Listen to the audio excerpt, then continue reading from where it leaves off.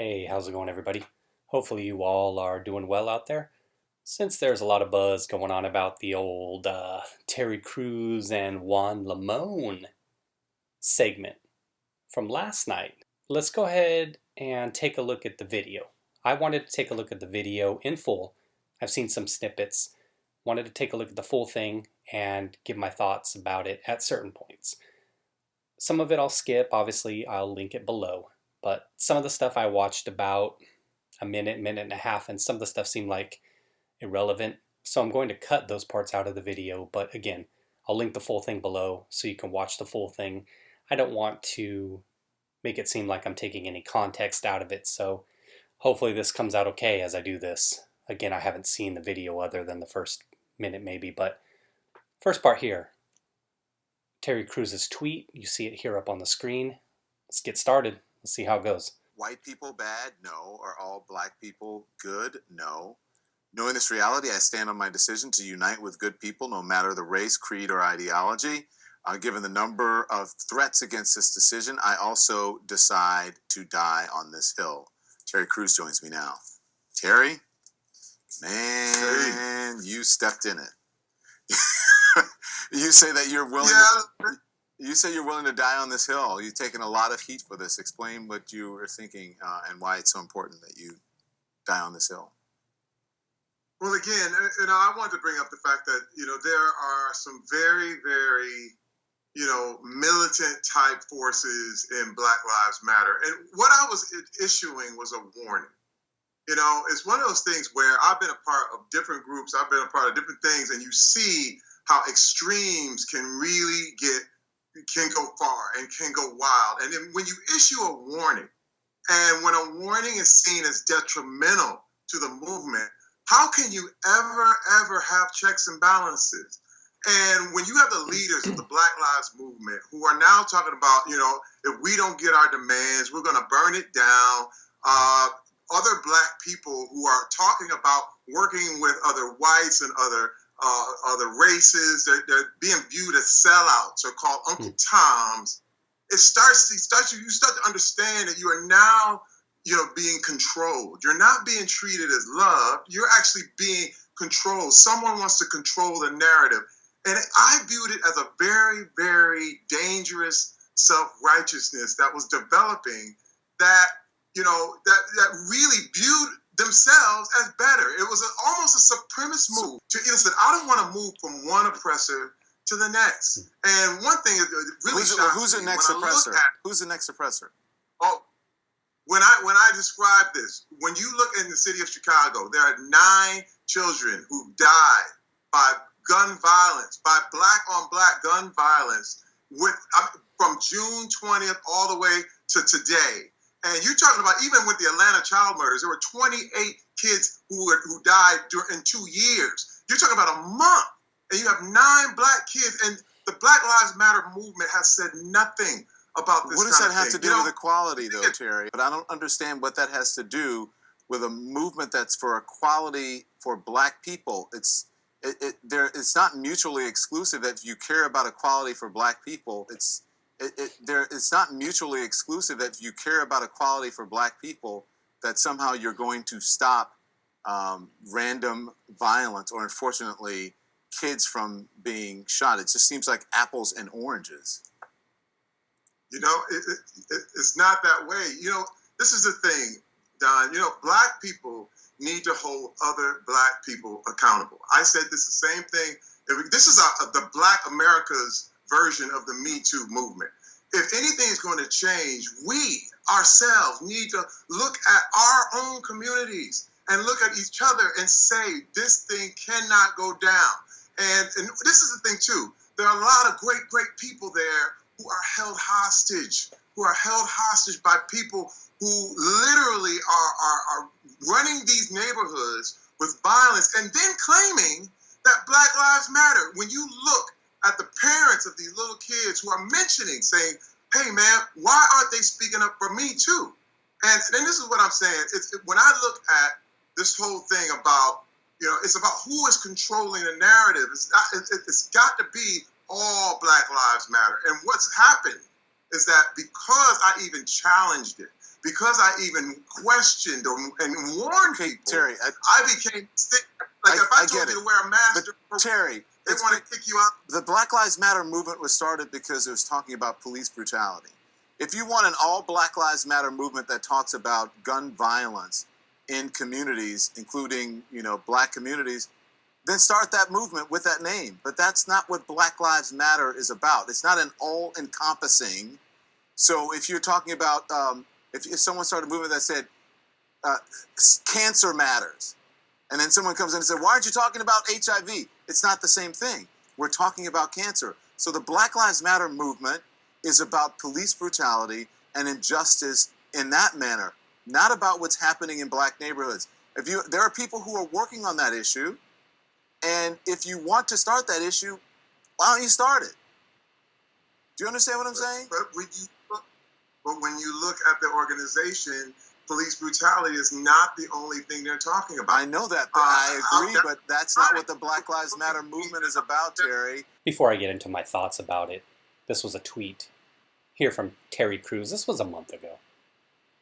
Any Black person who calls me a or an Uncle Tom for promoting equality is a Black supremacist, because they have determined who is Black and who is not.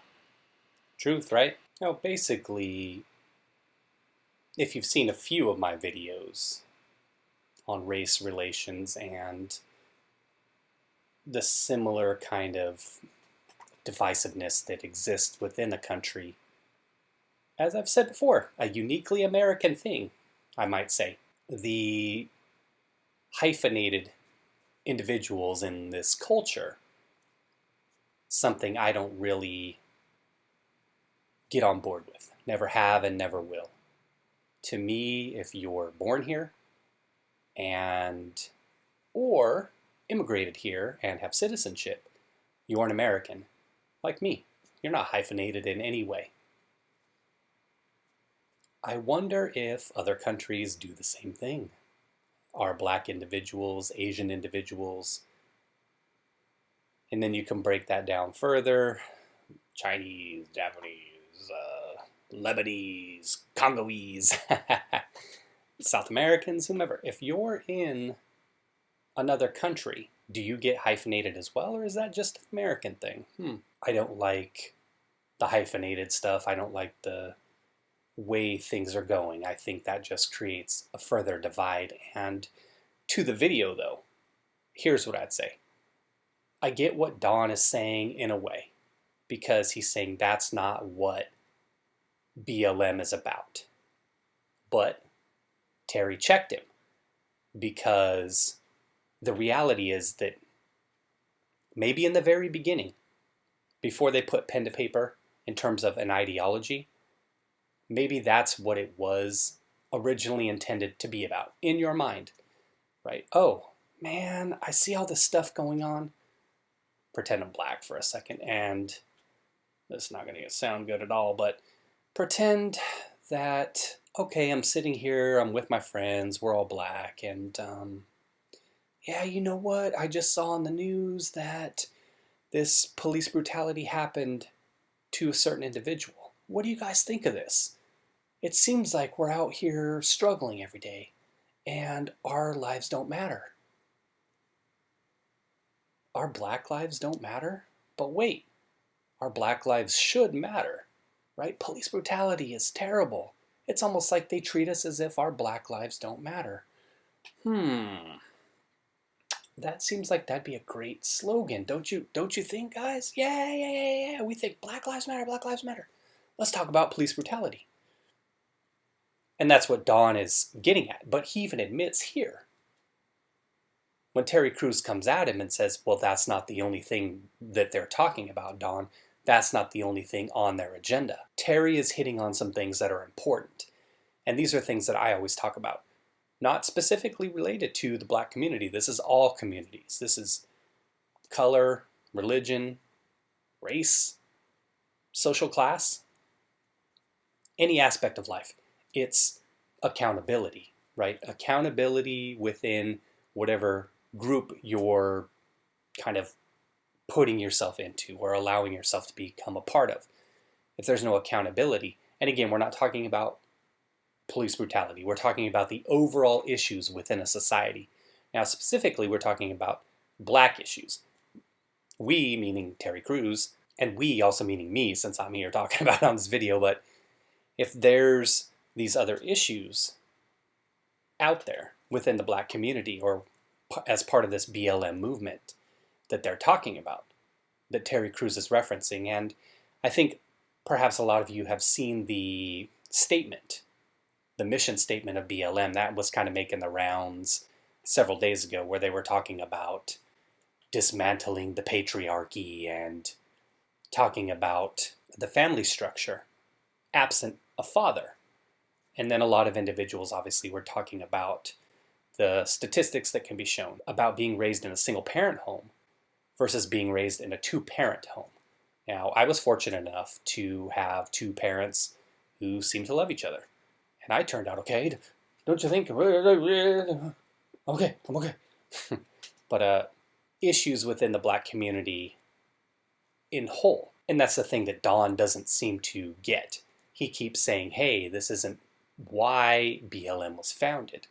But again, like Terry said, if BLM keeps talking about these issues within the community, and this is the problem, and this is what I've talked about with the Chaz and all these other organizations, it's when you first form the thing, whatever this organization is, and you have one mission, over time, it's just the ego of the thing. Like with the Chaz, oh, this is going to be a great place. It's police free. We're going to have this summer of love. Hippies are dancing in the streets and we're just painting art everywhere. But it's like I always say, egos get involved. And when you get more than one, 2, 3, 500 people involved, everybody's going to have an idea about how things should be run and what kind of ideals that this organization should be based on, or this place should be based on, what kind of things we should be pursuing. It's just the nature of things. And that's why it's surprising that societies function as long as they do. And perhaps there's a lot of evidence there.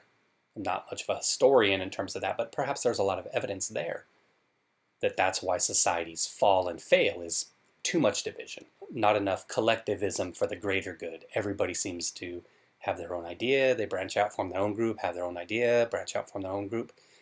They call it, what, intersectionality?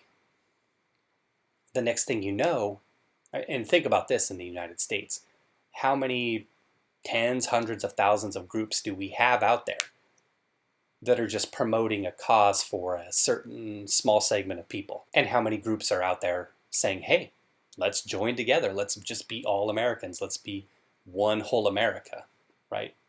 Oh, you can't say that anymore. That's racist. That's white supremacy. But yet you have tens, probably hundreds of thousands of organizations out there that group themselves into these little bubbles, these little small groups of people that are out there fighting for whatever they're fighting for. Nobody's fighting for being a united America. And I would say Crews is even not somebody that's totally trustworthy. I don't know if that's the right word. I don't want to knock the guy. I don't know much about him, but in this sense, because I did see another tweet that he put up where he said, I'm for the black community first. So he's out there talking about love and all of this stuff and everybody being one, but yet he still has his own group, right? So we can sit here and listen to these people, and that's what I say, listen to people. They'll tell you what they're about. They may come out one day and say, I think we all need to be united, but I'm for the black community first. So what if I was an individual who said, oh, well, let's all be united here in America, but I'm for men first, or I'm for whites first, or I'm for individuals with blue eyes first. The message isn't consistent. That's what I'll say. Now, again, I'm not knocking the guy. I don't know what he's about. He's got a big platform. It seems like in some ways he's trying to do a lot of good. But getting back to the interview, it seemed like a lot of people were in an uproar saying, oh, he was cutting him off. He wasn't letting him talk. Maybe it seemed like there might have been some technical issues.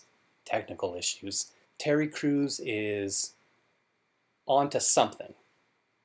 He's on to calling people out. And when he calls people out, when he gets the kind of blowback he does, it just goes to show you, right? It's what Marcellus Wiley was talking about several days ago, and I didn't get a chance to do a video on that. I think I'll try to tie a couple things together with a video here later in the week, but where's the room for discourse? Where's the room for individuals who are calling stuff out, trying to hold people accountable? And that's what Terry Crews is talking about, and that's what Don Lemon keeps trying to deflect. Oh, that's not their message. That's not their message. Well, now the organization itself has been corrupted, and you see high-level individuals quitting BLM, admitting the same thing. It's corrupted. It's becoming too aggressive. It's becoming too militant. It's straying from the original goal. So, if Don Lemon himself, with his platform, is just dismissing Terry Crews, and he isn't willing to help people like Terry call things out, to help all people advance, what's the point, right? It just creates this further division. It just works in a way that just continues to break us down and just creates smaller and smaller subgroups to where we're just all divided up into a million subgroups. And we're all fighting for what? Crumbs? Rather than being a strong country united, rather than helping move the country forward together, we're just out here stuck watching lunacy happen, watching individuals that we know that the words, like we said, Black Lives Matter, yeah, obviously all lives matter. Black Lives Matter, white, Asian, whatever you want to say.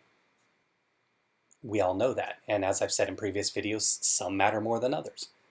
Creepy pedophiles, murderers, criminals who are terrible to humans, your lives don't matter to me.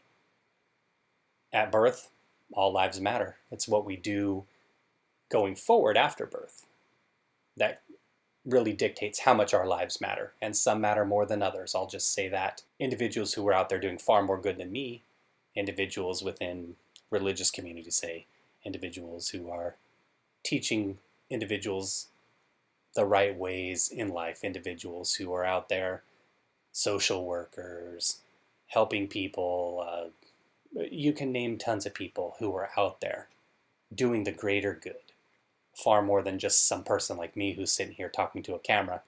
I don't see myself in any way doing any kind of good for individuals.